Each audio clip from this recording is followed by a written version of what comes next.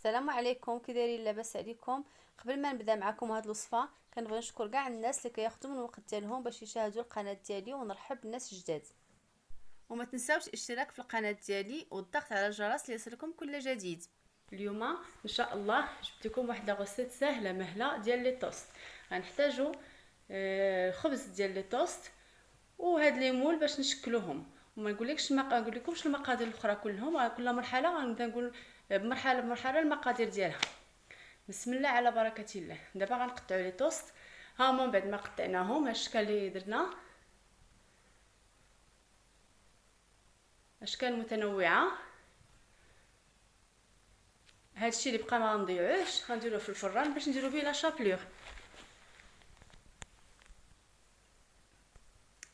دابا ندوزو باش نشكلو كل قالب بواحد لا فارس مختلفه. دابا بعد ما شكلناهم غنبقاو نديرو لا فارس مع الطريقه في نفس الوقت. بسم الله. هذه لا فارس الاولى، خدينا هاد النجيمه. غنحتاجو لا فارس، الكاشير، الفرماج مربع. انا خديت داك الجبن اللي فيه الزعتر والثومه، الزيتون الكحل والطوماط سوريز باش نزوقو. بسم الله، نبداو الطريقه ان شاء الله.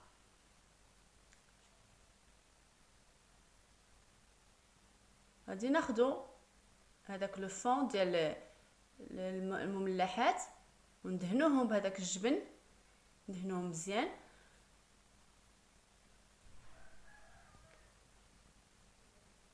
واحد لاكوش نيت زوينه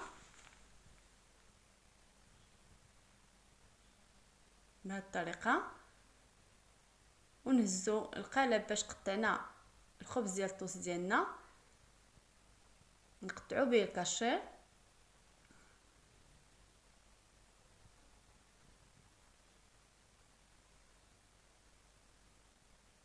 ها هو، ونحاولوا نحطوا القنيتات فوق القنيتات ديال لي توست باش يجيو مقادين. وكذلك نفس الشيء بالنسبه للفرماج مربع، غنقطعوه حتى هو بنفس القالب.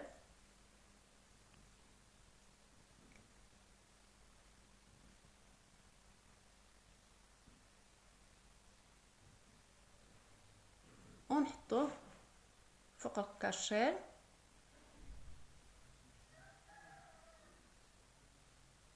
على هذا الشكل هذا.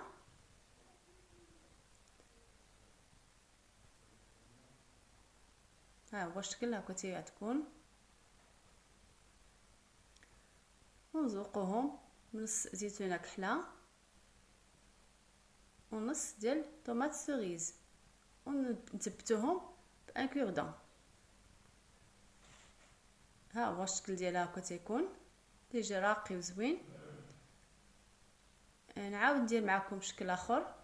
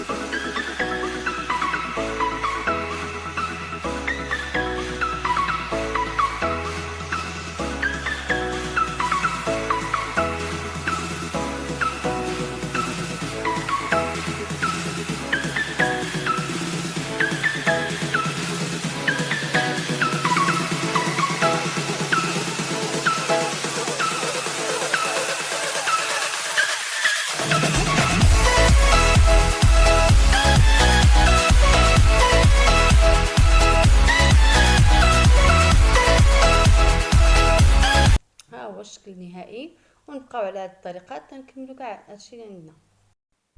دابا غندوزو للفاخ الثانيه. غنحتاجو فيها الجبن والفجل، الكورنيشون، السيبولات، ورقه المعدنوس باش نزوقو. غناخدو الجبن نديروه في زلافه ونضيفو عليه الكورنيشون ولا سيبولات، كورنيشون مقطع طريفات صغيورين، ونخلطو مزيان تنسجموا العناصر.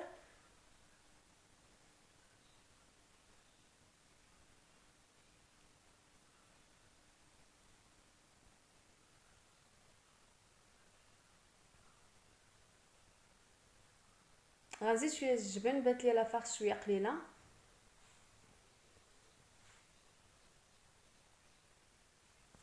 نكملوا في التحراك.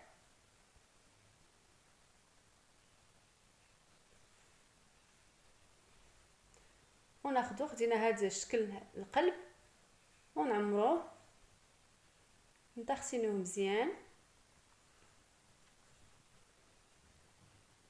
على هذا الشكل هذا.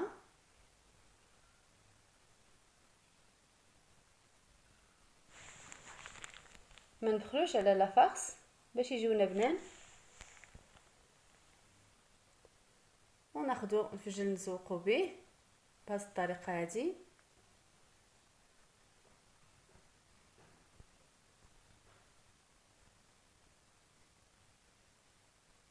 ورقه المعدنوس،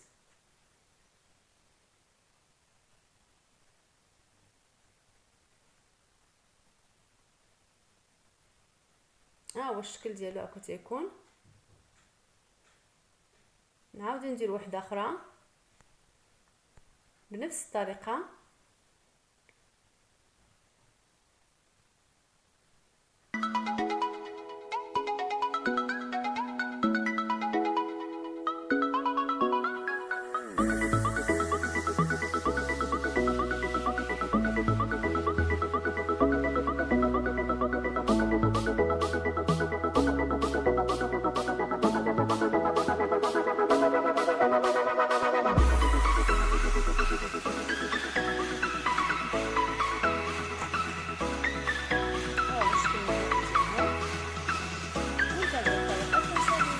الكميه اللي عندنا. بالنسبه للشكل الاخر ديال الخميسه غنحتاجو كروفيت، دوزناه بشويه الزبده والملحه والبزار، وداك شويه ديال الزبده اللي بقى ها هو خديناه حتى هو، ومعلقه 3 مايونيز، ومعلقه الكيتشوب، والمصير، وطوماط سيريز قطعناهم دوار دوار باش نزوقو. ونبدا ان شاء الله الطريقه. غادي ناخذ المايونيز مع الكيتشوب،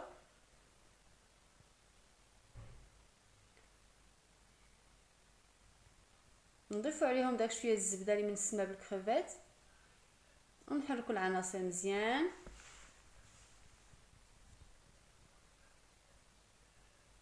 حتى تنسجم بعضياتها.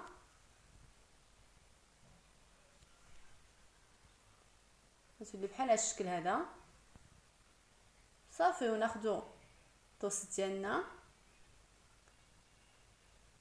نحاولوا ندخلوه في هذاك القلب باش يبقاو باينين لنا دوك اليديات ديال الخميسه، وندهنوا بسم الله. نسرحوا ديك لاصوص مزيان على الجوانب.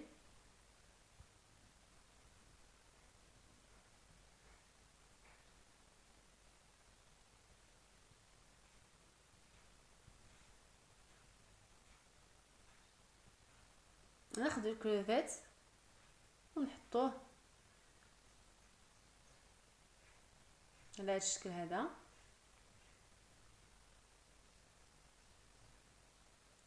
وندفعوا هذيك باش تخرج لينا ندفعها من التحت. ها هي، ونزوقوهم طوماط سوريز الوسط، وطريفه المصير مهجن، وطريفه المصير من الجنب الاخر. وهذا هو الشكل ديالهم، تيجي على هذا الشكل هذا، تيجي راقي وزوين. ندوزو وحده اخرى.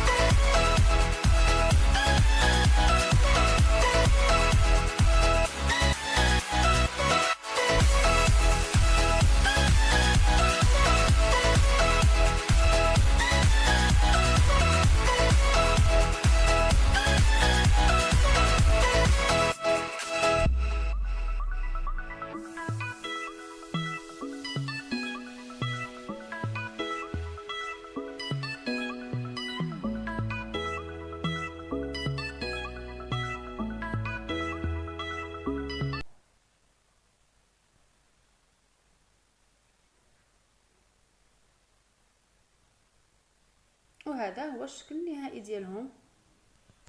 ندوزو الشكل الاخر اللي هو عباره عن دائره. غنحتاجو لي زونشوا ملبين، الزيتون مدور مقطع. وبالنسبه لاصوص باش غادي ندهنو غنحتاجو زيت العود مع الثوم بودره مع شويه الزعتر. نخلطوا هادشي مزيان.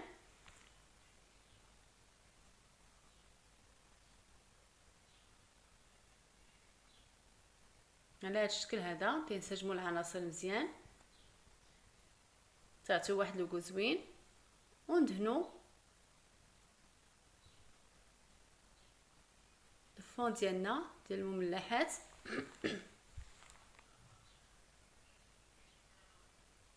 ندهنو مزيان باش تدخل ديك الزويته لداخل. وناخذوا واحد الطريف تاع لونشوا ونديروه على شكل رولي بهذه الطريقه هذه. نحطوه ونثبتوه بواحد الكوردون ونديرو طريف الزيتون من اليمين وطريف الزيتون على اليسار،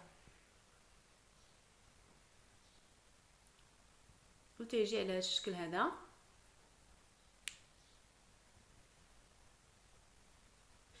ناخذ وحده اخرى نعاودوها.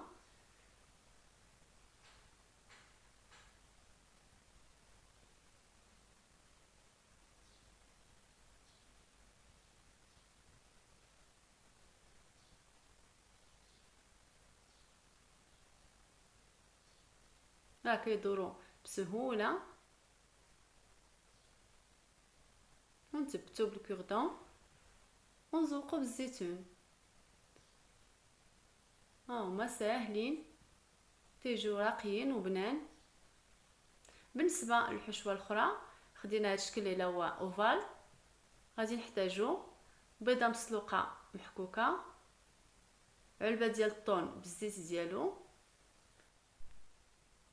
خزو محكوك وشويه ورق الحبق. دابا غنبداو نخلطوا العناصر. غنضيفوا هذاك الطون على ديك البيضه اللي حكينا.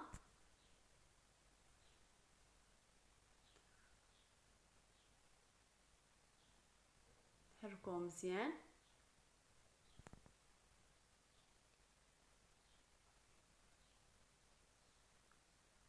نحركوهم توليونا على شكل عجين.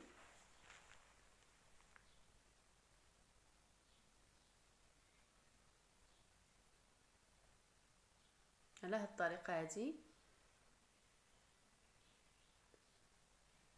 وناخذوا الطوست ديالنا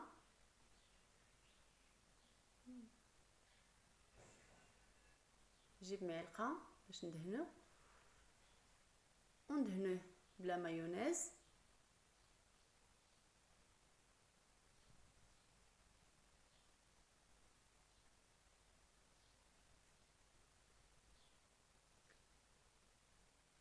وناخذوا هذاك الخليط ديالنا نحاولوا نقادوه بيدينا مزيان على هاد الطريقه هذه باش ما يخرج ليناش من الجناب، ما يخرجش على الاطار ديال الشكل اللي عندنا.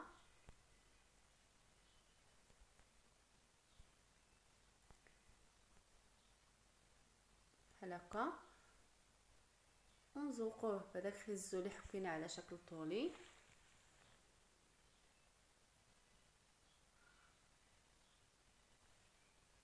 ورقه ديال الحبق اللي غسلناه بطبيعه الحال ونشفناه بهذه الطريقه هذه. الالوان متناسقه. ندوزو للشكل الثاني.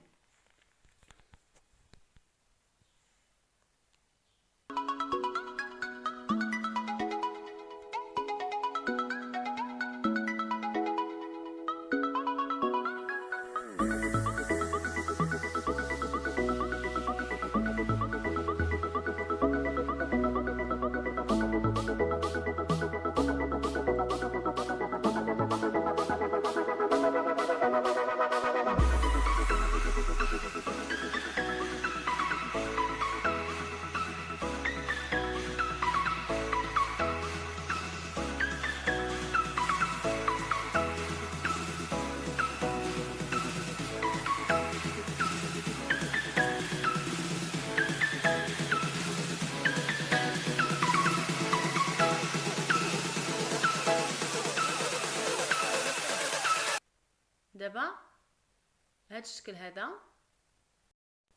غنحتاجو بطاطا سلقناها مع الملحه ومعدنوس والثومه بودره، بيض ديال السم، شويه ديال الحبه السوداء، وطوماط سوريز من هذا النوع هذا قسمنا على جوج فرماجات مثلثين. نخلطوا دابا العناصر باش غادي نمجو هاد الفرماجات بعدا مزيان بالفرشيط، ونخلطوا بطاطا مسلوقه مع الثومه بودره مع معدنوس مقطع رقيق،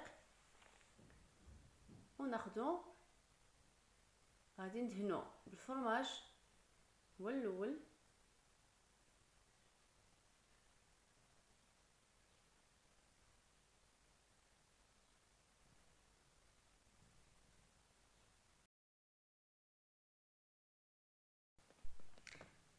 غندهنوا هذيك الطوست بالفرماج وندفعوها مزيان، وناخذوا الخليط ديال البطاطا ونعمروا به، وحنا كندفعوه باش تشد لينا بهذه الطريقه هذه.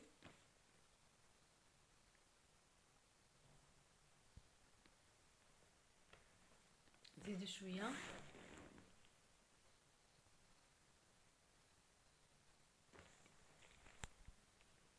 وندفعوها من التحت باش تخرج مقاده.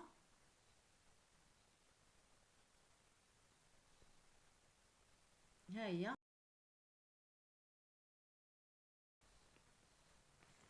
ونزينوها بالبيض ديال السمان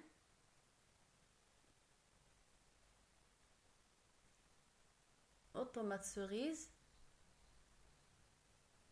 ونثبتوهم بالكوردون بحال هذا الشكل هذا. ناخذ شويه السانوج نديروه من الجناب، وها هو الشكل ديالها هكا تيجي. ها هو الشكل النهائي ديالنا ديال المملحات، تيجي راقي وبنين وزوين. ونتمنى تدعموني وتشاركوني باللايكات ديالكم وتبارطاجيو، والى وصفه قادمه ان شاء الله. الى اللقاء.